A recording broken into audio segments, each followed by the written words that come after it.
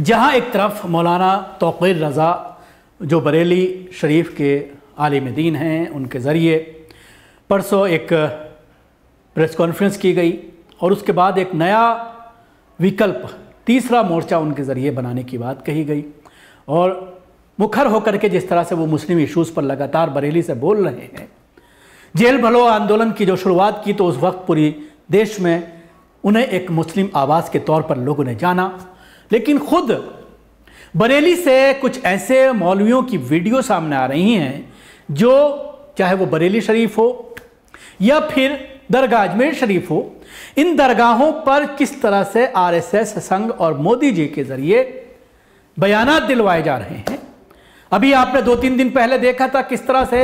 दरगाह अजमेर से एक वीडियो सामने आया सीए एनआरसी का, उन्होंने फेवर किया। ऐसा ही एक वीडियो मौलाना मुफ्ती शहाबुद्दीन का सामने आया है जिसमें उन्होंने मुसलमानों से ये अपील की है कि मुस्लिम चुनावों में पीएम नरेंद्र मोदी का विरोध ना करें। सियासी हालात बहुत तेज़ी से बदल रहे हैं, मुस्लिम भविष्य को देखते हुए अपने बारे में सोचें। छत्तीसगढ़ के अंबिकापुर में एक प्रोग्राम था, उस प्रोग्राम में ये बात उनके ज़रिए बोली गई और ऑल इंडिया मुस्लिम जमात के राष्ट्रीय अध्यक्ष हैं। ये मौलाना अपने आप को एक जमात बनाई हुई है क्योंकि बड़े बड़े जो मौलवी हैं जो कुछ हासिल करना चाहते हैं, वो कुछ कर पाना चाहते हैं, या तो वो मदरसा बना लेते हैं या फिर इस तरह के कोई और ऑर्गेनाइजेशन बना करके जिसमें मुस्लिम का शब्द जोड़ करके ऑल इंडिया इसलिए लिखते हैं ताकि पूरी देश की जो है उसमें भागीदारी हो, उसको पूरे देश के बड़ी तंजीम बताने के लिए कि ऑल इंडिया लेवल पर ये हमारी तंजीम है। इस तरह के नाम रखे जाते हैं और इस तरह के नाम रख करके वो सत्ता की दलाली या फिर आरएसएस और संघ के लिए बोलते हुए कई बार नजर आते हैं। क्योंकि आरएसएस का जो एक विंग है राष्ट्रीय मुस्लिम मंच, उसमें भी अब हज़ारों की संख्या में मुसलमान शामिल हो गए हैं जो कुछ अपना हित साधना चाहते हैं। लेकिन ये बेज़मीर लोग जो मुसलमानों के ऊपर जो पूरे देश में जो माहौल बनाया जा रहा है, जो मुसलमानों के खिलाफ लगातार नफरत भारतीय जनता पार्टी के मन से, हिंदूवादी संगठनों के मन से जो लगातार नफरत फैलाई जा रही है, मुसलमानों के ऊपर जो मजालिम ढाए जा रहे हैं, जो मुस्लिम उलमा इकराम को जेलों में डाला जा रहा है, बड़ी जमातों से देश के ताल्लुक रखने वाली जमीयत उलमा हिंद जैसी जमात को अब नहीं छोड़ा जा रहा है, उनके भी कर्ता धर्ताओं को 6-6 घंटा एटीएस बिठा करके पूछताछ कर रही है और किस तरह से ज्ञान वापी को अब पूरी तरह से हटाने की कोशिश की जा रही है। आज भी हाई कोर्ट से कोई रिलीफ ज्ञान वापी मामले में नहीं मिला।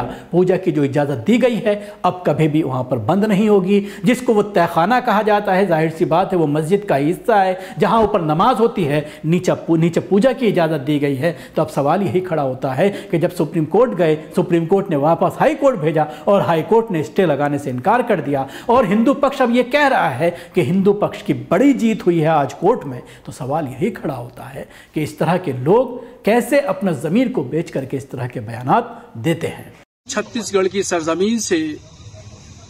भारत के तमाम मुसलमानों से अपील करना चाहता हूं और मशवरा देना चाहता हूं कि आने वाले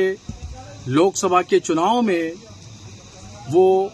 भारत के प्रधानमंत्री नरेंद्र मोदी जी का विरोध न करें, इसलिए कि जो पूरे मुल्क की सूरत हाल है उस सूरत हाल